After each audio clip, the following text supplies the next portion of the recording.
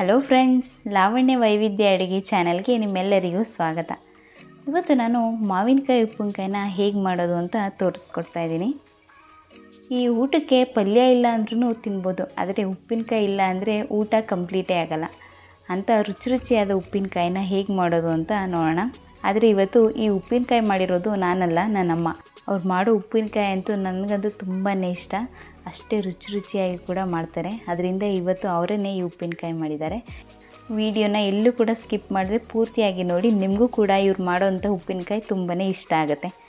ಹಾಗೆ ನೀವಿನ್ನೂ ನಮ್ಮ ಚಾನೆಲ್ನ ಸಬ್ಸ್ಕ್ರೈಬ್ ಆಗಿಲ್ಲ ಅಂತ ಅಂದರೆ ಪ್ಲೀಸ್ ನಮ್ಮ ಚಾನೆಲ್ನ ಸಬ್ಸ್ಕ್ರೈಬ್ ಮಾಡ್ಕೊಳ್ಳಿ. ಹಾಗೆ ಪಕ್ಕದಲ್ಲಿರುವಂತಹ ಬೆಲ್ ಐಕಾನ್ನ ಪ್ರೆಸ್ ಮಾಡಿ. ಬನ್ನಿ ಈಗ ಈ ಮಾವಿನಕಾಯಿ ಉಪ್ಪಿನಕಾಯಿ ಮಾಡೋದು ಹೇಗೆ ಅಂತ ನೋಡೋಣ. ಮೊದಲಿಗೆ ಇಲ್ಲಿ 4 ಮಾವಿನಕಾಯಿ ತೊಗೊಂಡು ನೀಟಾಗಿ ಅದನ್ನು ತೊಳೆದು ಈ ಸೈಜಲ್ಲಿ ನಾವು ಕಟ್ ಮಾಡಿ ಇಟ್ಕೊಂಡಿದ್ದೀವಿ. ನಿಮಗೆ ಯಾವ ಸೈಜ್ ಬೇಕು ಅನಿಸುತ್ತೆ ಆ ಸೈಜಲ್ಲಿ ನೀವು ಕೂಡ ಕಟ್ ಮಾಡ್ಕೊಳ್ಳಿ. ಈಗ ಒಂದು ಪಾತ್ರೆಗೆ ಕಟ್ ಮಾಡಿ ಇಟ್ಕೊಂಡಿರುವಂತಹ ಮಾವಿನಕಾಯಿ ಪೀಸ್ಗಳೆಲ್ಲನೂ ಹಾಕ್ಕೋಬೇಕು. ಅದಾದಮೇಲೆ 1 ಇಡೀ ಮುಷ್ಟಿಯಲ್ಲಿ ಅರಳುಪ್ಪನ್ನು ಹಾಕ್ಕೋಬೇಕು. 1 ಇಡೀ ಫುಲ್ಲಾಗಿ, ಯಾಕೆಂದರೆ ನಾವು ನೆಕ್ಸ್ಟ್ ಇದಕ್ಕೆ ಉಪ್ಪು ಹಾಕೋಂಥ ಅವಶ್ಯಕತೆ ಇರಲ್ಲ. ಇಲ್ಲೇ ಇದು ಉಪ್ಪಿನ ಜೊತೆನೇ ನೀಟಾಗಿ ನೆನೆಬೇಕು, ಅಷ್ಟು ಉಪ್ಪನ್ನು ಒಟ್ಟಿಗೆ ಹಾಕೋಬೇಕು. ಅದಾದಮೇಲೆ ಇದನ್ನು ನೀಟಾಗಿ ಮಿಕ್ಸ್ ಮಾಡ್ಕೋಬೇಕು. ಉಪ್ಪು ಎಲ್ಲ ಕಡೆಗೂ ಇದು ಮಿಕ್ಸ್ ಆಗಬೇಕು ಮಾವಿನಕಾಯಿ ಪೀಸ್ ಜೊತೆ. ಅದಾದಮೇಲೆ ಮುಚ್ಚಳ ಮುಚ್ಚಿ 1 ದಿನ ಪೂರ ಇಡಬೇಕು. ಮಧ್ಯೆ ಸ್ವಲ್ಪ ಕೈ ಆಡಿಸ್ತಾ ಇರಬೇಕು. ನೆನ್ನೆ ಮಧ್ಯಾಹ್ನ ಇದನ್ನು ಕಟ್ ಮಾಡಿ ನೆನೆ ಹಾಕಿದರೆ ಇವತ್ತು ಮಧ್ಯಾಹ್ನ ಇದನ್ನು ನೀಟಾಗಿ ಮಿಕ್ಸ್ ಮಾಡ್ಕೋಬೇಕು. ಈಗ ನೋಡ್ತಾ ಇರ್ಬೋದು, ನೀಟಾಗಿ ಎಲ್ಲನೂ ಮಿಕ್ಸ್ ಮಾಡ್ಕೋಬೇಕು. ಈಗ ಇಷ್ಟು ನೀರನ್ನು ಅದು ಬಿಟ್ಟಿದೆ, ಸಾಲ್ಟ್ ಹಾಕಿನ ಉನಿ ಹಾಕಿರೋದ್ರಿಂದ. ಆ ನೀರನ್ನು ಆಚೆಗೆ ಚೆಲ್ಲಬಾರ್ದು, ಅದ್ರ ಜೊತೆನೇ ಅದನ್ನೇ ಇಟ್ಟಿರಬೇಕು. ಈಗ ನೋಡ್ತಾ ಇರ್ಬೋದು, ನೀಟಾಗಿ ನೆಂದಿರೋದು ಕೆಳಗಡೆ ಇರೋದು ಈ ಕಲರ್ ಆಗಿದೆ. ಈ ಕಲರ್ ಎಲ್ಲ ಪೀಸು ಆಗಬೇಕು, ಅಷ್ಟು ನೀಟಾಗಿ ಇದು ನೆನೆಬೇಕು. ಈಗ ನೋಡ್ತಾ ಇರ್ಬೋದು, ಮೇಲ್ಗಡೆ ಇದ್ದಿದ್ದ ಪೀಸ್ಗಳು ಅದೇ ಕಲರ್ ಇದೆ, ಕೆಳಗಡೆ ನೀಟಾಗಿ ನೆಂದಿರೋಂಥ ಕಾಯಿಗಳು ಈ ರೀತಿ ಕಲರ್ ಚೇಂಜ್ ಆಗಿದೆ. ಈಗ ಮತ್ತೆ ಇದನ್ನು ನೀಟಾಗಿ ಮಿಕ್ಸ್ ಮಾಡಿಕೊಂಡು ಮುಚ್ಚಳ ಮುಚ್ಚಿ ಮತ್ತೆ 12 ಗಂಟೆಗಳ ಕಾಲ ಇದನ್ನು ನೆನೆ ಹಾಕಬೇಕು.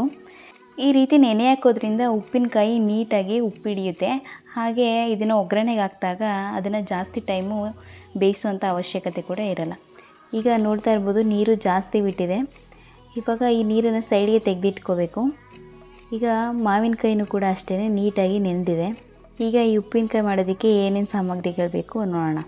ಮೊದಲಿಗೆ ಮೆಂತ್ಯ, ಸಾಸಿವೆ, ಎಣ್ಣೆ, ಜೀರಿಗೆ, ಸ್ವಲ್ಪ ಅರಿಶಿನ,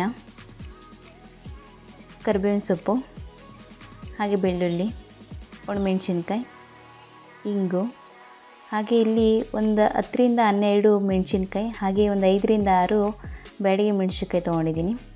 ಬನ್ನಿ ಈಗ ಹೇಗೆ ಮಾಡೋದು ಅಂತ ನೋಡೋಣ. ಮೊದಲಿಗೆ ಗ್ಯಾಸ್ ಸ್ಟವ್ ಮೇಲೆ ಒಂದು ಬಾಣಲಿನ ಬಿಸಿಗಿಟ್ಟು ಅದಕ್ಕೆ 1 ಸ್ಪೂನಷ್ಟು ಮೆಂತ್ಯ ಕಾಳನ್ನು ಹಾಕೋಬೇಕು. ಜಾಸ್ತಿ ಮೆಂತ್ಯ ಕಾಳು ಹಾಕೋಬಾರ್ದು, ಏಕೆಂದರೆ ಕಹಿ ಬಂದುಬಿಡುತ್ತೆ. ಈಗ ಇದು ಬ್ರೌನ್ ಕಲರ್ ಬರಬೇಕು, ಅಲ್ಲಿವರೆಗೂ ಇದನ್ನು ಚೆನ್ನಾಗಿ ಹುರ್ಕೊಂಡು ಸೈಡ್ಗೆ ಎತ್ತಿಟ್ಕೋಬೇಕು. ಅದಾದಮೇಲೆ 2 ಟೇಬಲ್ ಸ್ಪೂನಷ್ಟು ಸಾಸಿವೆನ ಹಾಕೋಬೇಕು. ಸಾಸಿವೆನೂ ಅಷ್ಟೇ ಚೆನ್ನಾಗಿ ಫ್ರೈ ಮಾಡ್ಕೋಬೇಕು. ಚೆನ್ನಾಗಿ ಹುರಿದು ಅದು ಚೆನ್ನಾಗಿ ಸಿಡಿಯೋಕ್ಕೆ ಸ್ಟಾರ್ಟ್ ಆಗಬೇಕು, ಅಲ್ಲಿವರೆಗೂ ಇದನ್ನು ಫ್ರೈ ಮಾಡ್ತಾ ಇರಬೇಕು. ಈಗ ನೋಡ್ತಾ ಇರ್ಬೋದು, ಸಿಡಿತಾ ಇದೆ. ಈಗ ಇದನ್ನು ಸೈಡ್ಗೆ ಎತ್ತಿಟ್ಕೊಳ್ಳೋಣ. ಮತ್ತು ಅದೇ ಬಾಣಲಿಗೆ 2 ಟೇಬಲ್ ಸ್ಪೂನಷ್ಟು ಜೀರಿಗೆನ ಹಾಕ್ಕೊಂಡು ಜೀರಿಗೆನೂ ಅಷ್ಟೇ ಚಟಪಟ ಅಂತ ಸಿಡಿಯೋವರೆಗೂ ನೀಟಾಗಿ ಫ್ರೈ ಮಾಡ್ಕೋಬೇಕು. ಈಗ ನೋಡ್ತಾ ಇರ್ಬೋದು, ಜೀರಿಗೆನೂ ಕೂಡ ನೀಟಾಗಿ ಫ್ರೈ ಆಗಿದೆ. ಈಗ ಸೈಡ್ಗೆ ಎತ್ತಿಟ್ಕೊಳ್ಳೋಣ. ಮತ್ತು ಇದಕ್ಕೆ ಒಂದು 10ರಿಂದ 12 ಮೆಣಸಿನ್ಕಾಯಿ, ಹಾಗೆ ಒಂದು 5ರಿಂದ 6 ಬ್ಯಾಡಗಿ ಮೆಣಸಿನ್ಕಾಯಿನ ಹಾಕೋಬೇಕು. ಬ್ಯಾಡಗಿ ಮೆಣಸಿನ್ಕಾಯಿ ಹಾಕಲೇಬೇಕು ಅಂತ ಏನಿಲ್ಲ, ಕಲರ್ ಚೆನ್ನಾಗಿ ಬರುತ್ತೆ, ಅದರಿಂದ ಹಾಕೋಬೇಕು. ಈಗ ಈ ಮೆಣಸಿನ್ಕಾಯಿನೂ ಅಷ್ಟೇ ಸ್ವಲ್ಪ ಬಿಸಿ ಮಾಡಿಕೊಂಡು ಎತ್ತಿಟ್ಕೋಬೇಕು. ಈಗ ಹುರಿದಿರೋಂಥ ಇಷ್ಟು ಪದಾರ್ಥಗಳನ್ನು ಜಾರ್ಗೆ ಹಾಕ್ಕೊಂಡು ನೀಟಾಗಿ ಗ್ರೈಂಡ್ ಮಾಡ್ಕೋಬೇಕು. ಇಲ್ಲಿ ಮೆಣಸಿನ್ಕಾಯಿನ ಹುರಿಯೋ ಕಾರಣ ಏನು ಅಂದರೆ ಪೌಡರು ನೀಟಾಗಿ ಆಗುತ್ತೆ, ಅದರಿಂದ ಬಿಸಿ ಮಾಡಿಕೊಂಡು ಹಾಕೋಬೇಕು. ಈಗ ಇಷ್ಟನ್ನು ಹಾಕಿ ಈಗ ನೀಟಾಗಿ ಇದನ್ನು ಜಾರಲ್ಲಿ ಮಿಕ್ಸರ್ ಮಾಡ್ಕೊಬರ್ಬೇಕು. ಈಗ ನೀಟಾಗಿ ಗ್ರೈಂಡ್ ಆಗಿದೆ. ಈಗ ನೋಡ್ತಾ ಇರ್ಬೋದು, ಇಷ್ಟು ಪುಡಿ ಆಗಬೇಕು, ಅಷ್ಟು ಗ್ರೈಂಡ್ ಮಾಡ್ಕೊಂಡು ಬರಬೇಕು. ಈಗ ಗ್ಯಾಸ್ ಸ್ಟವ್ ಮೇಲೆ ಒಂದು ಬಾಣಲಿನ ಬಿಸಿಗಿಟ್ಟು ಅದಕ್ಕೆ ಒಂದು 150 ಗ್ರಾಮ್ ಅಷ್ಟು ಎಣ್ಣೆನ ಹಾಕೋಬೇಕು. ಎಣ್ಣೆ ಚೆನ್ನಾಗಿ ಬಿಸಿ ಆಗಬೇಕು. ಬಿಸಿ ಆದಮೇಲೆ ಅರ್ಧ ಟೇಬಲ್ ಸ್ಪೂನಷ್ಟು ಇಂಗು, ಹಾಗೆ 1 ಟೇಬಲ್ ಸ್ಪೂನಷ್ಟು ಸಾಸಿವೆನ ಹಾಕೋಬೇಕು. ಸಾಸಿವೆ ಎಲ್ಲ ಚೆನ್ನಾಗಿ ಸಿಡಿದ ಮೇಲೆ ಒಣಮೆಣ್ಸಿನ್ಕಾಯಿನ ಹಾಕ್ಕೊಂಡು ಬೆಳ್ಳುಳ್ಳಿ ಬೇಳೆ ಮತ್ತು ಕರಿಬೇವಿನ ಸೊಪ್ಪನ್ನ ಹಾಕೋಬೇಕು. ಇಷ್ಟನ್ನು ಹಾಕ್ಕೊಂಡು ಚೆನ್ನಾಗಿ ಇದನ್ನು ಫ್ರೈ ಮಾಡ್ಕೋಬೇಕು.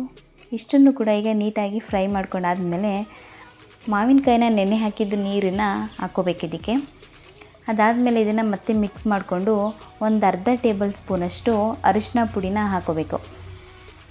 ಅರಿಶಿನ ಪುಡಿನ ಹಾಕೊಂಡಾದ್ಮೇಲೆ ಇದನ್ನು ನೀಟಾಗಿ ಮಿಕ್ಸ್ ಮಾಡಿಕೊಂಡು ಒಂದು 30 ಸೆಕೆಂಡ್ ಇದೇ ರೀತಿ ಫ್ರೈ ಮಾಡಬೇಕು. ಅದಾದಮೇಲೆ ಮಿಕ್ಸಿಲಿ ಪುಡಿ ಮಾಡ್ಕೊಂಡಿರೋಂತಹ ಮಸಾಲೆನ ಹಾಕೋಬೇಕು. ಮಸಾಲೆ ಎಲ್ಲ ಹಾಕೊಂಡಾದ್ಮೇಲೆ ಇದನ್ನು ನೀಟಾಗಿ ಎಣ್ಣೆ ಜೊತೆನೇ ಫ್ರೈ ಮಾಡಬೇಕು. ನೀವು ಎಣ್ಣೆನ ಇಲ್ಲಿ ಹೆಚ್ಚಾಗಿ ಹಾಕೋಬೇಕು, ಏಕೆಂದರೆ ಉಪ್ಪಿನಕಾಯಿ ಬೇಗ ಕೆಡೋದಿಲ್ಲ. ಈಗ ನೀಟಾಗಿ ಇದನ್ನು ಮಿಕ್ಸ್ ಮಾಡ್ಕೊಂಡಾದ್ಮೇಲೆ ಸ್ವಲ್ಪ ರುಚಿನ ನೋಡಿಕೊಂಡು ರುಚಿಗೆ ತಕ್ಕಷ್ಟು ಉಪ್ಪನ್ನ ಹಾಕ್ಕೊಂಡು ಮಿಕ್ಸ್ ಮಾಡ್ಕೋಬೇಕು. ನಾವಿಲ್ಲಿ ಮಾವಿನಕಾಯಿ ಜೊತೆನೇ ಉಪ್ಪನ್ನ ಹಾಕಿ ನೀಟಾಗಿ ನೆನೆ ಹಾಕಿದ್ದೀವಿ. ಅದರಿಂದ ಎಷ್ಟು ಬೇಕೋ ಅಷ್ಟನ್ನು ನೋಡಿಕೊಂಡು ನೀವು ರುಚಿನ ಹಾಕ್ಕೊಳ್ಳಿ. ಈಗ ಇದನ್ನು ನೀಟಾಗಿ ಮಿಕ್ಸ್ ಮಾಡಿಕೊಂಡು ಈ ಕನ್ಸಿಸ್ಟೆನ್ಸಿ ಬರೋಷ್ಟು ಇದನ್ನು ಚೆನ್ನಾಗಿ ಬೇಯಿಸ್ಕೋಬೇಕು. ಅದಾದಮೇಲೆ ಇದಕ್ಕೆ ನೆನೆ ಹಾಕಿರುವಂತಹ ಮಾವಿನಕಾಯಿ ಪೀಸ್ಗಳನ್ನ ಹಾಕ್ಕೊಂಡು ನೀಟಾಗಿ ಇದನ್ನು ಮಿಕ್ಸ್ ಮಾಡ್ಕೋಬೇಕು. ನಾವಿಲ್ಲಿ ಮಾವಿನಕಾಯಿ ಪೀಸ್ನ ನೆನೆ ಹಾಕಿರೋದ್ರಿಂದ ಜಾಸ್ತಿ ಟೈಮ್ ಇದನ್ನು ಬೇಯಿಸುವಂಥ ಅವಶ್ಯಕತೆ ಇರಲ್ಲ. ಬರೀ 2 ರಿಂದ 3 ನಿಮಿಷಗಳ ಕಾಲ ಈ ಉಪ್ಪಿನಕಾಯಿ ಬೆಂದರೆ ಸಾಕಾಗುತ್ತೆ. ಈಗ ಉಪ್ಪಿನಕಾಯಿ ನೀಟಾಗಿ ಬೆಂದಿದೆ. ಈಗ ರುಚಿಯಾದಂತಹ ಅಮ್ಮನ ಕೈಲಿ ಮಾಡಿರುವಂತಹ ಮಾವಿನಕಾಯಿ ಉಪ್ಪಿನಕಾಯಿ ರೆಡಿಯಾಗಿದೆ. ನಿಮಗೂ ಕೂಡ ಈ ರೆಸಿಪಿ ಇಷ್ಟ ಆಗಿದೆ ಅಂತ ಅನ್ಕೋತೀನಿ. ಹಾಗೆ ಈ ವಿಡಿಯೋ ಏನಾದರೂ ನಿಮಗೆ ಇಷ್ಟ ಆಗಿದ್ದರೆ ಒಂದು ಲೈಕ್ ಮಾಡಿ, ಹಾಗೆ ನಿಮ್ಮ ಫ್ರೆಂಡ್ಸು ಮತ್ತು ಫ್ಯಾಮಿಲಿಗೆಲ್ಲ ಶೇರ್ ಮಾಡಿ. ವಿಡಿಯೋ ಹೇಗಿದೆ ಅಂತ ಕಮೆಂಟ್ ಮಾಡಿ ತಿಳಿಸಿ. ಧನ್ಯವಾದಗಳು.